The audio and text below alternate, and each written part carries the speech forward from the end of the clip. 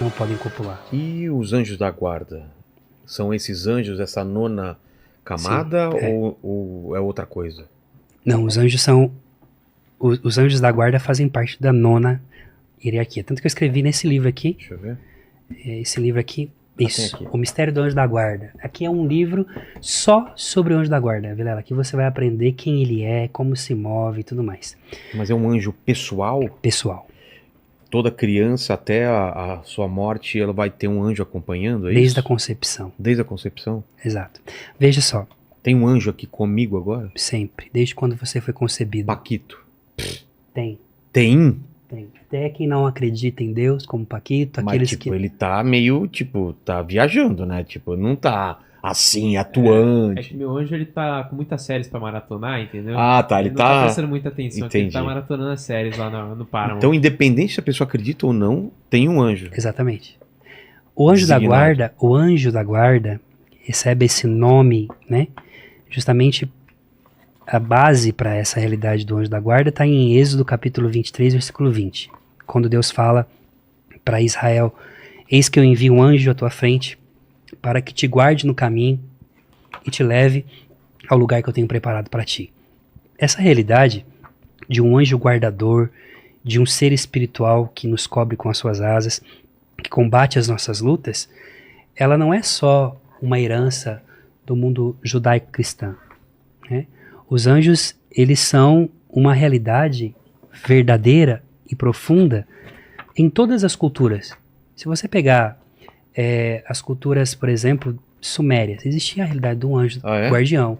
Você tem a própria cultura do zoroatrismo, da quem os israelitas, na época, quando chegam ali no exílio da Babilônia e logo depois também no exílio assírio, bebem da angelologia, da ideia de que existem anjos guardiões, seres que cuidam de determinados momentos. Por exemplo, Tomás, quando ele fala para nós dos principados, quem são os principados?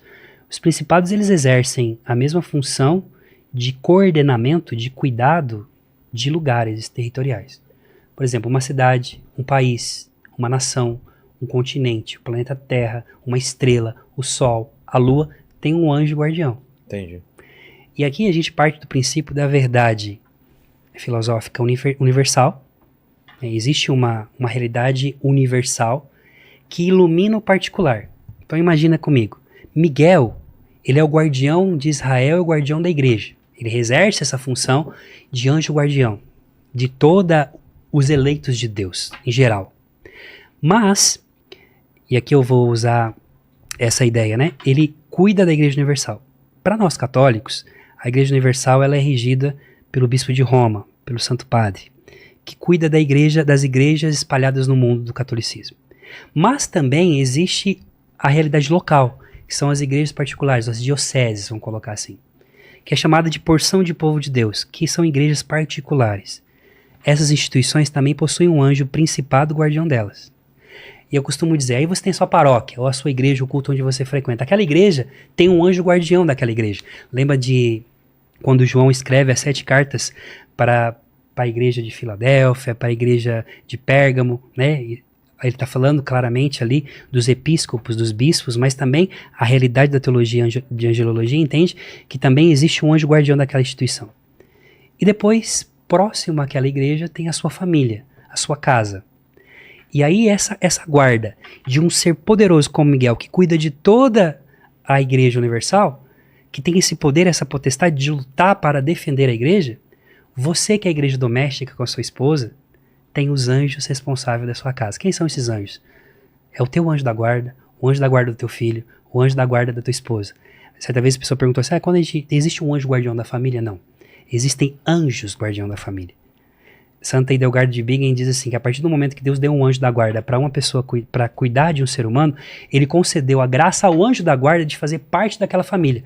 Então a família Vilela, vocês são em quantos na sua casa? 3. Vocês são em 6, na verdade. Ó. Mas quando eu tô... Como eu posso dizer, Paquito? Eu estou... praticando atos... O anjo tá lá olhando? Tá lá olhando você, fazendo aquelas cenas terríveis no banheiro. Não, tá, olha só, não tava falando no banheiro, tô falando No quarto. fazendo a multiplicação, né? Do que foi. Foi Tá, dado, tem né? o anjo ele não desgruda de você. Ele não sai da sua E presença. tem esse lance mesmo de criança. Porque criança faz cada coisa e sai sem machucar, que você fala, que a gente fala que o anjo da guarda tá cuidando Tá lá. cuidando, Né? tá E cuidando. depois ele desencana da gente, e aí a gente faz as besteiras. Né? Por que com criança parece que é maior o cuidado? Porque a criança, ela tem esse olhar mais puro do espiritual. Ela né? enxerga? Ela enxerga. É mesmo?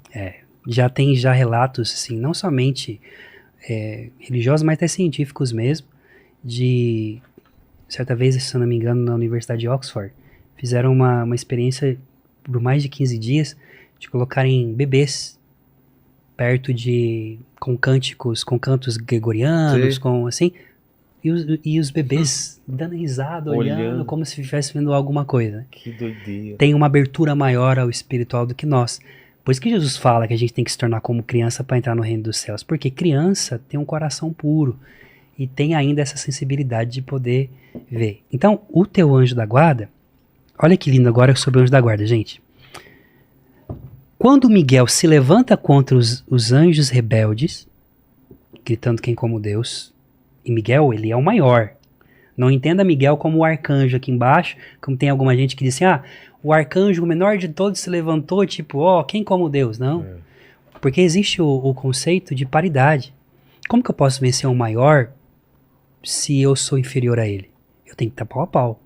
Tanto é que alguns já chegaram alguns, vamos colocar da teosofia, né? Que é uma cultura esotérica sobre os santos anjos, de que Miguel é um anjo gêmeo de Lúcifer.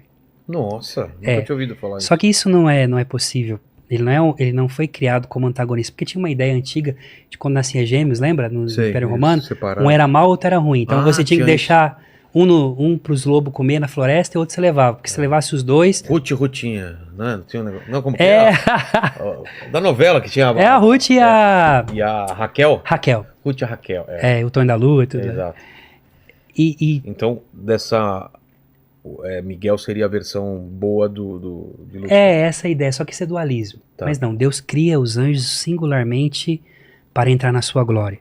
Miguel, ele quando se levanta, ele não vem lá de baixo. Ele vem aqui, pau a pau. Quem é você para poder falar sobre a honra de Deus? Então agora nós vamos tretar. E sai na mão.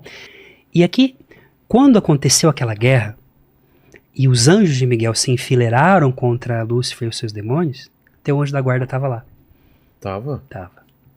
Teu anjo da guarda é um anjo poderosíssimo. É um anjo que venceu guerras. Teu anjo da guarda, ele é veterano de guerra. Meu anjo da guarda, com certeza viu? Porque eu te falar, pois é. As treta que ele resolve aí. Consegue entender quais são as lutas que você enfrenta, porque ele também teve que passar pela prova. Ele consegue te reger, te guardar, te iluminar. A oração do Santo Anjo é essa. Bernardo de Claraval ensinava para nós que o nosso anjo da guarda, ele é o nosso mestre, o nosso pastor.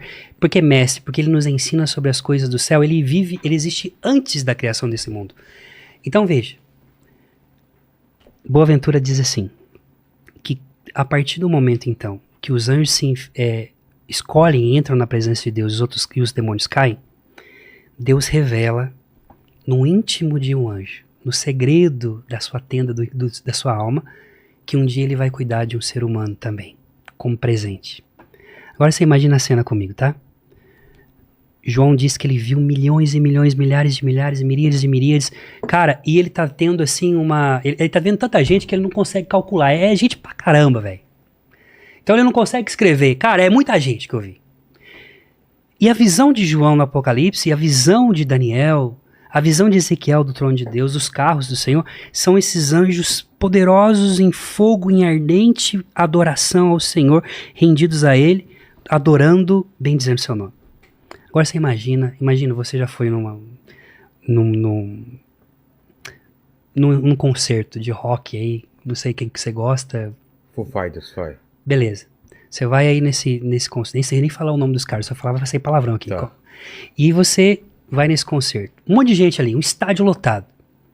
A um determinado momento, o vocalista para o show e fala assim, o Rogério Vilela tá aqui? Olha só. que acontece naquele estádio? Todo mundo para. Quem que o cara parou um show, parou um espetáculo pra chamar esse Chico Mandioca, que eu nem sei quem é. E aí vem o Vilela. Você imagina você passando no meio daquela galera abrindo o espaço pra você, todo mundo olhando pra você. Agora imagina a realidade dos anjos. Todos eles adorando no seu ofício, na sua liturgia no céu. Deus, em um determinado momento, na sua glória e no seu poder, faz assim, ó. O anjo, tipo, eu? Você, por favor. Silêncio. Porque o rei mandou chamar. O anjo atravessa, passando por meio de toda a hierarquia celeste, se prostra na presença de Deus. Deus, que está sentado no trono, faz isso aqui, ó.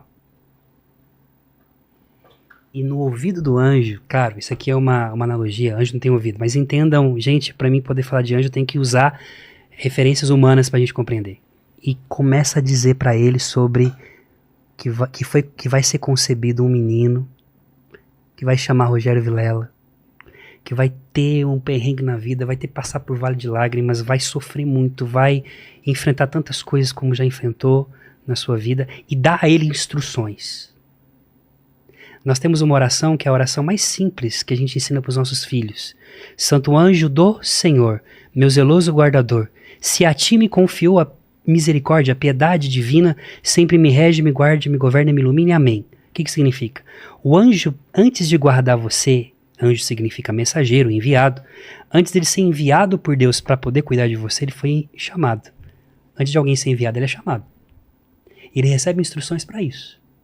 Então Deus falou sobre você para o teu anjo. Deu instruções, autoridade, poder, majestade para ele. Autonomia para ele tomar algumas decisões que vai afetar a sua vida. E às vezes você nem percebe, em silêncio o tempo inteiro, porque ele não aparece, porque a alegria do teu anjo é que você diga obrigado, Deus, por esse livramento. Obrigado, Deus, por esse momento. Obrigado, Deus, pela minha família. Obrigado, Deus, pela providência. E o seu anjo intercedeu para que acontecesse tudo aquilo e ele não apareceu. Por quê? Porque a glória do anjo é que você glorifica ao Deus Todo-Poderoso. E aí o anjo desce. Naquele momento da concepção. Mamãe nem sabe que está grávida ainda. Vai saber de algumas horas depois. Agora pegue comigo e imagine a cena comigo do Salmo 138. O Salmo 138, ele vai falando de um Deus tecelão, de um Deus artesão, que vai dizendo: Senhor, tu me sondas e me conheces, conheces o meu levantar e o meu sentar. A palavra não chegou à minha boca e tu já conheces toda, e diz: foste tu que teceste os meus músculos e contaste os meus ossos. Quer dizer, ele está falando da formação do bebê. Então agora imagina, o anjo é enviado no momento da concepção, porque para nós católicos nós recebemos o anjo da guarda no momento do princípio da vida.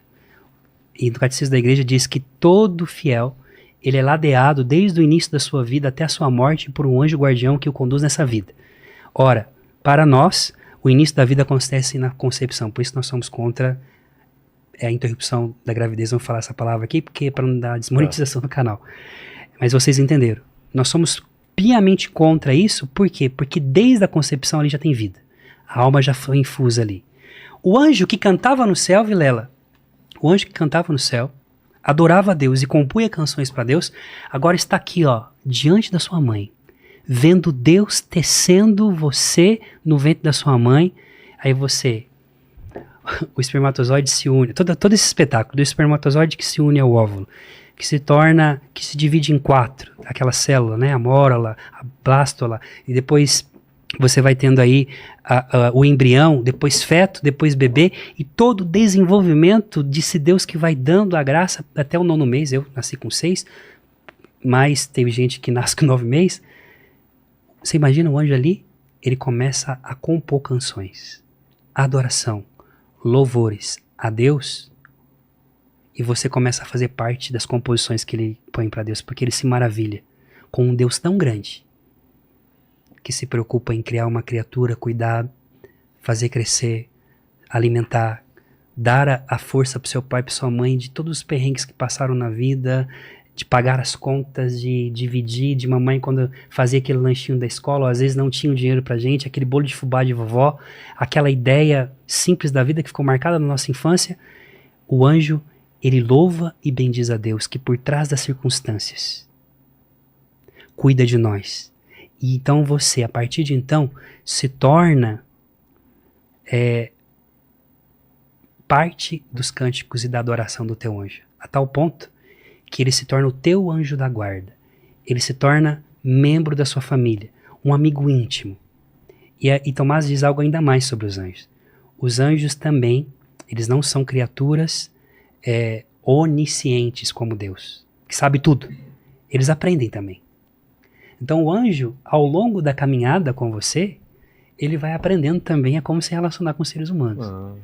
E isso faz com que vocês tenham uma união profunda entre vocês. A tal ponto que, entre os anjos, e só Deus sabe o nome do nosso anjo da guarda, mas entre os anjos, ele é o anjo que cuida do Vilela. Entre os anjos falam assim, olha, fulano, o anjo guardião do Vilela. Então, a tal ponto que ele se identifica com você. Ele caminha com você, luta as tuas lutas, intercede por você. E outra coisa, os mesmos pés que caminham no jardim do Éden, que se prostra na presença de Deus, é iluminado por essa presença, caminha à noite no chão do teu quarto, quando você está dormindo, para poder interceder pela tua vida, para velar sobre você, para poder apresentar a Deus as suas súplicas, as suas lutas interiores.